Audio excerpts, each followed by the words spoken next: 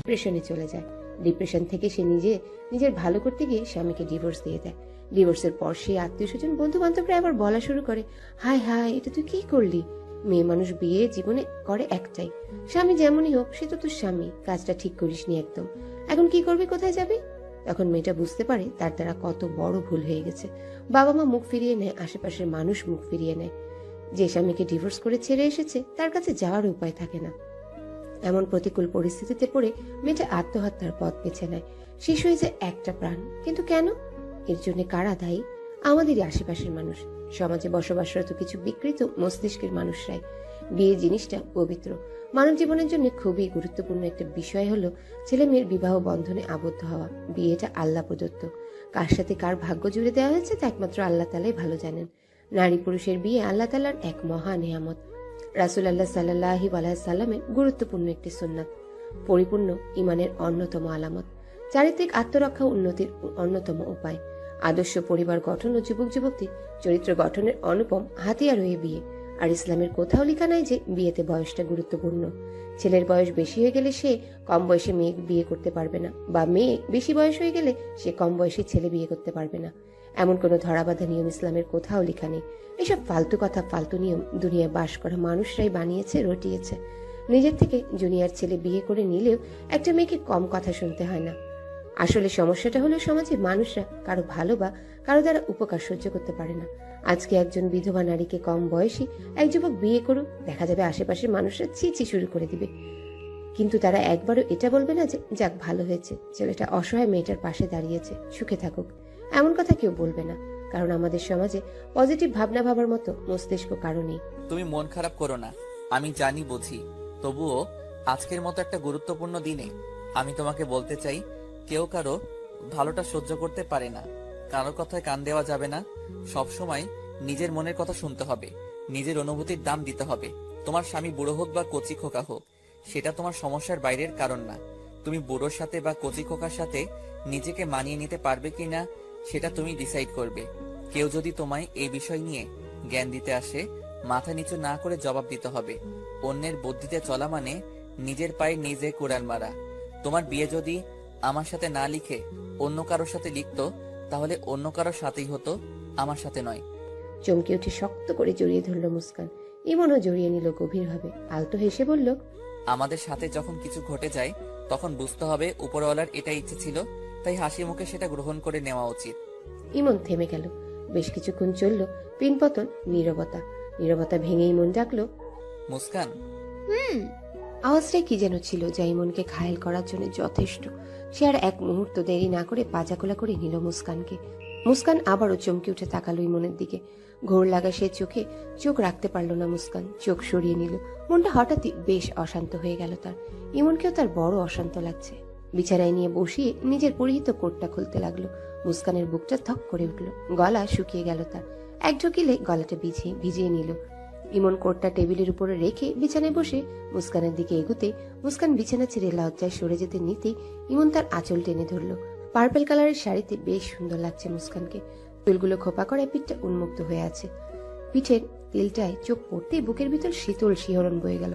শাড়ির আঁচল হাতে পেঁচিয়ে এক টান দিতেই মুস্কান একদম ইমনের উপর এসে পড়ল। মুস্কানের ঘন শ্বাস ইমনের কানে পড়ছে ক্রমাগত, যা তাকে আরো দ্বিগুণ পাগল করে দিচ্ছে। এক হাতে জড়িয়ে কানের কাছে মুখ নিয়ে ফিসফিস করে বলল, পালাচ্ছ কোথায়? আমার থেকে তুমি পালাতে পারবে না। প্রথম দেখায় আমার হৃৎপিণ্ডে যে আঘাত তুমি করেছো তা সুদে আসলে ফেরত দিব আজ তোমায়। বারবার আঘাত শুধু তুমিই করবে, এবার তো বুঝতে হবে আমিও পারি আঘাত করতে। বিষাক্ত আঘাত, যে আঘাতে থাকবে ভালোবাসার বিষ মেশানো, সেই বিষে মরণ হবে তোমার, ভালোবাসার মরণ। মুস্কান চোখ দুটো বন্ধ করে ইমনের কথাগুলি শুনে যাচ্ছে। ভয় লজ্জায় তার যেন আজ সত্যি মরণ হবে। শক্ত হাতে আঁকড়ে ধরল ইমনের শার্ট। আমার চোখে আজ তোমার মরণ দেখতে চাই বলে ঘাড়ে মুখ ডুবিয়ে দিল। মুস্কানের শরীর কাঁপতে শুরু করলো। ভয়ে ভয়ে খুব কষ্টে বলল, শুনুন। ইমন থেমে গেল, চোখ তুলে চেয়ে জিজ্ঞাসা করলো, কি? মুস্কান এক ঢোক গিলে নিয়ে চোখ বন্ধ করে বলে ফেললো, আপনাকে কেমন অস্বাভাবিক লাগছে। সারাদিন অনেক ব্যস্ততায় মনে হয় আপনি ক্লান্ত। চলুন ঘুমিয়ে পড়ি। কথাটা শুনে মাত্রই ইমন তাকে আরো চেপে নিল নিজের সাথে। ঘাড়ে হাত দিয়ে মুখটা আরো কাছে নিয়ে ভারী আওয়াজে বলল, আমি একদম ঠিক আছি। ছলচাতুরি করে কোনো লাভ নেই ম্যাম। সাজিয়া বেগম সমানে ইভানকে ফোন করছে। ইভান তা দেখে পৈশাচিক আনন্দ পাচ্ছে। না ফোন রিসিভ করছে আর না ফোন কাটছে। মদের নেশায় মত্ত হয়ে গেলেও মানুষ এতটা পাগলামো করে না যেমনটা আজ ইমন করছে। তাহলে কি তার থেকেও কঠিন নেশায় পড়েছে সে? ইমনের রূপ কখনো দেখেনি মুস্কান। তাহলে কি আজ সত্যি তার মরণ হবে? আগুন ছোঁয়া ভালোবাসায় সে কি ভস্ম হয়ে যাবে? গলা থেকে মুখ উঠিয়ে এক হাত নিয়ে নিল পিঠে। ব্লাউজের ফিতায় টান পড়তেই মুস্কান ভয় লজ্জায় শিওরে উঠল। এক হাতে ইমনের হাত ধরে ফেলল। ইমন গাঢ় চোখে মুস্কানের দিকে চাইতেই মুস্কান চোখ দিয়ে না করল। ইমন তার চোখে চোখ রেখে পিঠে আলতো করে আঁকড়ে ধরল। সাথে সাথে মুস্কান চোখ বুজে ফেলল। গলাটা যেন কেউ চেপে ধরেছে, একটু আওয়াজও বের হচ্ছে না। আর না ইমন তার কোনো বাধা মানছে। নিজের শার্টের বোতামগুলো খুলে শার্টটা ছুঁড়ে ফেলল। শাড়ির আঁচল সরাতে মুস্কান ইমনের হাতটা শক্ত করে চেপে কাপা গলায় বলল, প্লিজ, আমার খুব ভয় করছে। এমন লজ্জায় ফেললে আমি মরেই যাব। ইমন এক দীর্ঘশ্বাস ছেড়ে মুস্কানের দুহাত বিছানায় চেপে ধরে নিজের সম্পূর্ণ শরীর ওর উপর ছেড়ে দিয়ে মুখের কাছে মুখ নিয়ে বলল, কেন বাধা দিচ্ছ? যখন কান্না করে অভিযোগ করতে আমি তোমায় ভালোবাসি না, আমি তোমায় একটু ছুঁই না, তখন আমার কেমন লাগতো বলো? আমি তো শুধু দিন গুনেছি সঠিক একটা সময়ের। এতদিন তোমার মন খারাপ হতো, ভাবতে তুমি ওদের মতো স্মার্ট না, সুন্দরী না, তাই আমি তোমায় কাছে টানি না। কিন্তু এটা তো ভুল ধারণা তোমার। আমার কাছে তোমার চেয়ে অপরূপ সৌন্দর্যের অধিকারী আর কেউ নেই। আমি তোমার মতো অসাধারণ নারী আর জীবনে দুটো দেখিনি। ইটস ট্রু, আমি ভালোবাসি। হয়তো কখনো বলিনি, বলা বলিতে আমার ভালোবাসা নির্ভর করে না। আমি অনুভূতিতে, দায়িত্বে, সম্মানে বিশ্বাসী। কাছে না আসলে আহাজারি করো, কাছে গেলে পালাতে চাও। এরপর যদি আর কাছে না আসি, আর আমি যদি বুঝতে পারি তুমি আমায় কাছে পাওয়ার জন্য ছটফট করছো, তাহলে সেদিন দেখবে আমি কি জিনিস। ইমন বেশ রাগ নিয়ে উঠে পড়তে নিল। মুস্কান ভয় পেয়ে গেল, বুকের ভেতরটা মোচড় দিয়ে উঠল। সব জড়তা কাটিয়ে ইমনের এক হাত আঁকড়ে ধরল। ইমন বাঁকা হাসল। সে জানতো রাগ দেখালে মুস্কান তাকে হারানোর ভয় পাবে। চোখে দুষ্টু হাসি নিয়ে তার দিকে ঘুরতে শক্ত করে জড়িয়ে হু হু করে কেঁদে উঠল। ইমনের বেশ রাগ হলো। এবার সময়টাকে এভাবে নষ্ট করার কোনো মানে হয়? প্রথম বাসর যে কারণে সবার আড়ালে পুরো একটা বাড়ি ফাঁকা রেখে এত সব আয়োজন করলাম, এতগুলো ভাই বোন যাতে কোনোভাবে এন্ট্রি না নিতে পারে, কোনো প্রকার বদমাইশির সুযোগ না নিতে পারে, সেভাবে ব্যবস্থা করলাম। কি লাভ হলো? নিজের বই বদমাইশি শুরু করেছে। না, এভাবে হবে না। যত মায়া দেখাবো তত নিজের অধিকার থেকে বঞ্চিত হব। মুচকি হেসে মুস্কানের দু গালে আলতো করে চেপে ধরে কপালে ভালোবাসার পরশ এঁকে দিল। গালে, থুতনিতে, গলায় সমানে কিস করতে থাকলো। মুখের কাছে এসে ঠোঁট দিয়ে গালে বয়ে চলা পানিগুলো শুষে নিল। কানের কাছে মুখ নিয়ে ফিসফিস করে বলল, সেধে আদর দিতে এসেছি, গ্রহণ করো মিসেস। ইমন চৌধুরীর আদর পাওয়ার জন্য কত মেয়ে কাঙাল হয়ে আছে তা কি তুমি জানো? মুস্কান চোখ দুটো খুলল। রাগি চোখে ইমনের দিকে তাকাতেই মন টপ করে ঠোঁটে ঠোঁট ছুঁয়ে দিল। আবারও কপাল, নাকে, গালে চুমু এঁকে ঠোঁটে ঠোঁট নিতেই মুস্কান এক হাতে বাধা দিয়ে মুখ সরিয়ে নিয়ে বলল, সব আলো নিভিয়ে দিন। আপনি এভাবে আমাকে দেখতে থাকলে আমি বাঁচবো না। কথাটা বলা শেষ হতে না হতেই ইমন শাড়িটা কৌশলে হাতে পেঁচি এক টানে খুলে ছুঁড়ে ফেলল। মুস্কান আতকে উঠে দু হাতে নিজের মুখটা ঢেকে ফেলল। কিভাবে তুমি মরো সেটাই তো দেখতে চাই। তোমার সব লজ্জা বিসর্জন দেওয়ার পালা আজ। বলে বুকে মুখ গুজে দিল। মুস্কান সাপের মতো মোড়ামুড়ি শুরু করে দিল। ইমনের চুলগুলো খামচে ধরল। ইমন ধীরে ধীরে মুখ নামিয়ে নিল পেটের দিকে। পরপর চুমুক দিতেই তলপেটের কাছে পৌঁছাতে মুস্কান কেঁপে কেঁপে কাঁদতে শুরু করলো। ইমন চোখ তুলে একবার চেয়ে মুস্কানকে দেখে নিল। সুখের সাগরে ভাসতে ইচ্ছে হলো খুব করে। তার এই মুহূর্ত দেরি করলো না। মুস্কানের সম্পূর্ণ শরীর নিজের আয়ত্তে করে নিল। কপালে আলতো করে চুমু খেলো। দু হাতে তার দু হাত রেখে আঙ্গুলের ফাঁকে আঙ্গুল ঝুঁকিয়ে আঁকড়ে ধরল তার হাত জোড়া। পূর্ণতা পেল দুটো হৃদয়ের অসীম ভালোবাসার। আদরে আদরে ভরিয়ে দিল ইমন মুস্কানকে। ভালোবাসার অন্য এক রূপ চেনালো আজ ইমন মুস্কানকে।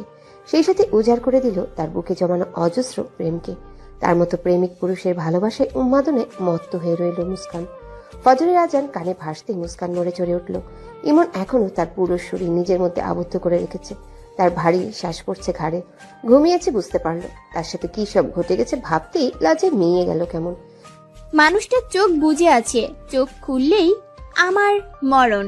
ইস, কিভাবে সামনে থাকবো আমি? উনি এমন পাগলামি কেন করলেন?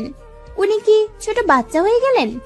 ওনার চাহনি, ওনার ছোঁয়ায় এত নেশা কেন ছিল? নিজের শরীরটাকে আর নিজের মনে হচ্ছে না তার। সবটাই যে ইমনের দখলে চলে গেছে। এত আদর, এত ভালোবাসা কোথায় রেখেছিলেন উনি? ইমনের দিকে তাকালো, বেঘরে ঘুমাচ্ছে। কে বলবে এই লোকটা তার সাথে সারা রাত কি অসভ্যতামিগুলো না করেছে?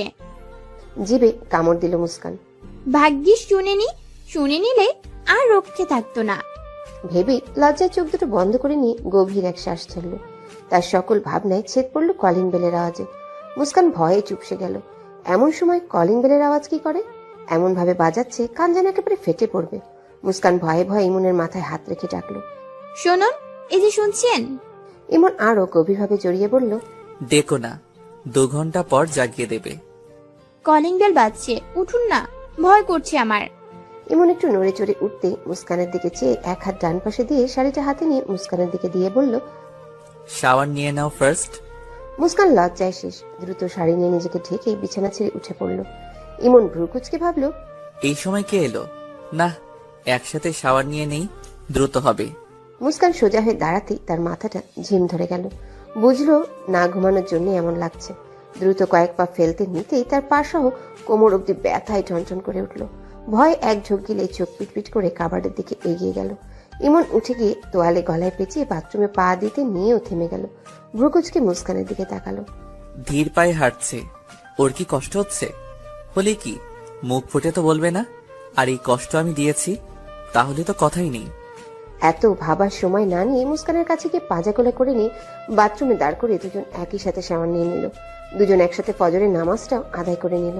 মুস্কান লজ্জা একটা কথাও বলছে না, বেশ চুপচাপ। নামাজটা শেষে ইমন উঠে পড়ল, কিন্তু মুস্কান উঠছে না। ইমন কিছু সময় ওয়েট করলো। মুস্কানের মুখটা কেমন ফ্যাকাশে। সে আস্তে করে ওঠার চেষ্টা করছে, পারছে না। ইমন বেশ বুঝতে পারছে ওর উঠতে সমস্যা হচ্ছে। হওয়ারই কথা। 45 কেজি ওজনের লেডি হয়ে সারা রাত 75 কেজির ভার বহন করা সত্যিই মুশকিলের। কিন্তু কি করা যাবে? কিচ্ছু করার নেই। এটুকু তো সহ্য করতেই হবে ভেবে মৃদু হাসলো। মুস্কানের দিকে এক হাত এগিয়ে দিতেই মুস্কান চোখ তুলে তাকালো। ইমন অমন চাহনি দেখে তাকে পাজাকোলা করে নিয়ে বিছানায় বসে আরেকটা তোয়ালে এগিয়ে বলল, এটা দিয়ে মাথা মুছে নাও, আমি গিয়ে দেখি কে এসেছে। দরজা খুলতেই অভ্র কান্না করে ইমনকে জড়িয়ে ধরলো। হাউমাউ করে কাঁদছে অভ্র। ব্রো, তোকে এত ফোন করছি, সুইচ অফ। ল্যান্ডলাইনে শত শত ফোন করেছি, বাধ্য হয়ে এখানে এলাম। 2 ঘন্টা যাবত কলিং বেল বাজাচ্ছি। ব্রো, সব শেষ, সব শেষ। ইমন স্তব্ধ হয়ে গেল। অভ্রর এমন আর্তনাদ তার অন্তরটা কাঁপিয়ে তুলল। গম্ভীর গলায় বলল, খুলে বলো কি হয়েছে। অভ্র কান্নার বেগ থামিয়ে ইমনকে সব খুলে বলতেই ইমন তার হাত দুটো শক্ত মুঠো করে ফেলল। দাঁতে দাঁত চেপে বলল, চলো আমার সাথে। অভ্র হন্তদন্ত হয়ে বেরিয়ে পড়ল। ইমন থেমে গেল।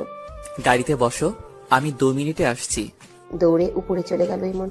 মুস্কান চুল মুছে তোয়ালেটা রশিতে মেলছে সবে। ইমন দুম করে এসে মুস্কানকে জড়িয়ে ধরল। রাগে ফুঁসছে সে। মুস্কান ভয় পেয়ে গেল। মিনমিনে স্বরে বলল, কি হয়েছে? ইমন মুস্কানকে ছেড়ে কপালে কিস করে নিয়ে বলল, শায়রি আসবে কিছুক্ষণ পর, বাড়ির বাইরে এক পাও রাখবে না। আমি যতক্ষণ না আসবো এই বাড়ি থেকে কোথাও বের হবে না তুমি। It's my order. পৃথিবী ধ্বংস হয়ে যাক, আমার আদেশ তুমি অমান্য করবে না। ফ্রিজে হালকা খাবার আছে, খেয়ে ড্রয়ার থেকে শরীর ব্যথার ওষুধটা খেয়ে নিয়ে ঘুমিয়ে নাও, কেমন? কপালে আবারও চুমুকে মুস্কানকে ছেড়ে বাড়ি থেকে দরজা লক করে চলে গেল ইমন। জনি সহ 7 জনকে বেঁধে পা থেকে মাথা অবধি ক্রমাগত আঘাত করছে ইমন সহ ইমনের বাকি লোকগুলো।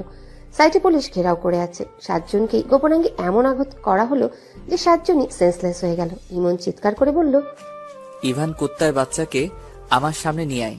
এই পুলিশ, যা একরামুল চৌধুরী কুসন্তানকে ধরে নিয়ে আয় আমার সামনে। স্যার, উনি পাগলের মতো ছটপট করছে। আপনার মা ওনাকে মারতে মারতে আধমরা করে ফেলেছে। আপনার বোনের অবস্থা ভালো না। আপনাকে এক্ষুনি যেতে বলা হয়েছে সেখানে। আপনার দুঃসম্পর্কের বোনকে ইভান ছুরি দিয়ে আঘাত করেছে। সে এখন হসপিটালে ভর্তি। প্রথমে পুরো এলাকার সমাজের মানুষজন, তারপর পুরো শহর দিয়ে ছেয়ে গেল। নিজের ভাইয়ের করা ষড়যন্ত্রের শিকার হয়ে ধর্ষিত হয়েছে নিজেরই বোন। এত বড় বাড়ির মেয়ে হয়ে এত সিকিউরিটি থাকা সত্ত্বেও ধর্ষণের মতো জঘন্য ঘটনার সম্মুখীন হয়েছে নিজের ভাইয়ের করা ষড়যন্ত্রে। পাড়া প্রতিবেশী সহ পুরো শহরের লোক যেখানে চৌধুরী বাড়ির কাজের লোক দেখেও ভয় থাকে, চোখ তুলে কথা বলার সাহস পর্যন্ত দেখায় না কখনো, সেখানে তাদের বাড়ির মেয়ের সাথে এমন জঘন্য ঘটনা ঘটে গেল। নিজের লোকেই ছুরির আঘাত দিল বুকে। চৌধুরী বাড়ির সদস্য বলেই বোধহয় এমন নির্মম ঘটনা ঘটাতে পেরেছে। সব দিক খেয়াল করে বিচার বিশ্লেষণ করে কারো আর বুঝতে বাকি রইল না কি থেকে ঠিক কি ঘটে গেছে। চোরের মতো দেশের বাইরে থেকে কুকুর বিড়াল ধরে এনেছিল অন্যের ক্ষতি করার জন্য, শেষে নিজেরই চরম ক্ষতি হয়ে গেল। বলা যায় নিজের হাতেই নিজের বোনকে ধর্ষণের মুখে ঠেলে দেওয়া। চেয়েছিল নিজের ফুফাতো বোন নিজের বড় ভাইয়ের বউয়ের সম্মানে আঘাত করতে, ওপরওয়ালা বোধহয় সেটা সহ্য হলো না। তাই যে জঘন্য ঘটনা ঘটাতে গিয়েছিল অন্যের প্রিয়জনকে নিয়ে, সেই ঘটনাটাই ঘটে গেল তারই এক প্রিয় মানুষের সাথে। মানুষের দ্বারা সংগঠিত জঘন্য অপরাধগুলোর মধ্যে জঘন্যতম হলো ধর্ষণ। আর সেই ঘটনার শিকার যখন নিজ বোন নিজের কলিজার টুকরার সাথে ঘটে যায়, সে কি ঠিক থাকতে পারে?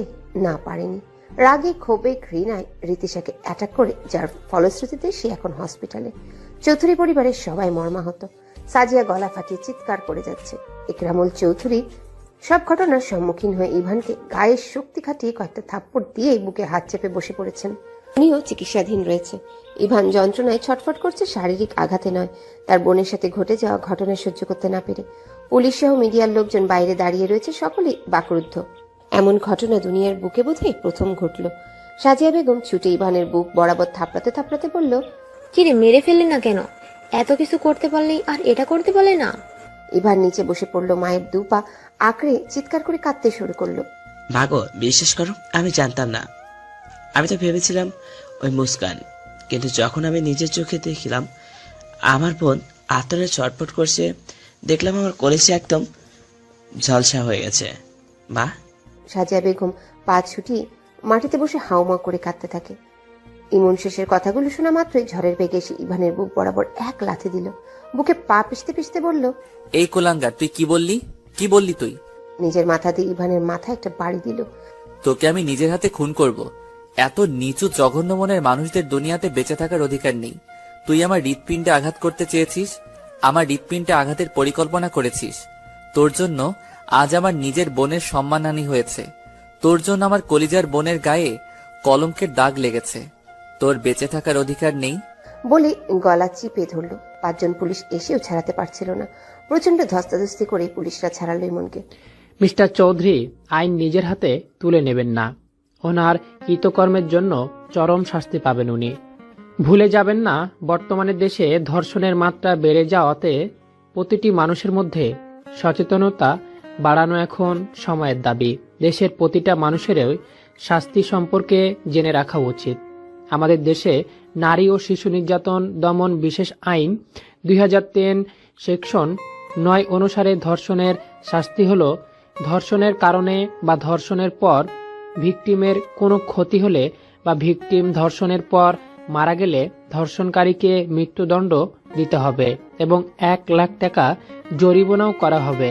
কোনো নারী বা শিশুকে একাধিক ব্যক্তি মিলে ধর্ষণ করলে এবং সেই মহিলা বা শিশু মারা গেলে বা আহত হলে প্রত্যেক ব্যক্তির মৃত্যুদণ্ড এবং 1 লাখ টাকা জরিমানা করা হবে। যে কোনো নারী বা শিশুকে ধর্ষণের পর মৃত্যু বা আঘাত করার চেষ্টা করলে তার কঠোর কারাদণ্ড এবং জরিমানা করা হবে। তবে ধর্ষণের বর্ণনা যথাযথভাবে দিয়ে দোষ স্বীকার করলে 10 বছর পর্যন্ত কারাদণ্ড দণ্ডিত করা হবে, যা পরবর্তীতে কমে 5 বছর পর্যন্ত হতে পারে, কিন্তু এর কম মেয়াদ নয় এবং জরিমানাও হতে পারে। ইমন প্রচন্ড রেগে গেল। তেড়ে গিয়ে পুলিশের কলা টেনে ধরে বলল, তোর আইন তোর কাছে রাখ। তোর আইন এই ইমন চৌধুরী মানে না। আমার বোনের গায়ে যেখানে ফুলের টোকা দেওয়ার সাহস কেউ রাখে না, সেখানে আমার বোনের সাথে কি ঘটে গেছে ধারণা আছে তোর? আঙুল তোলে। এই পুলিশ সরকারি খাস কামলা, আজ জেলে পূর্বী শাস্তির মেয়াদ শেষ না হতেই মোটা অঙ্কের টাকা নিয়ে কোর্টে ভুলভাল বুঝিয়ে ছাড়া করিয়ে দিবি। কিন্তু শাস্তি ভোগ করালি কোথায়? এদের শাস্তি আমি দেব নিজ হাতে। যা, এই জানোয়ারকে তোর হাতে তুলে দিলাম, তোদের হেফাজতে। হ্যালো বন্ধুরা, পরবর্তী পার্ট খুব তাড়াতাড়ি আসবে, তো সবাই অপেক্ষায় থাকো। আর চ্যানেলটি যারা এখনো সাবস্ক্রাইব করনি তারা পরবর্তী পার্ট দেখার জন্য চ্যানেলটি সাবস্ক্রাইব করে রেখো। ধন্যবাদ সবাইকে আমাদের সাথেই থেকো।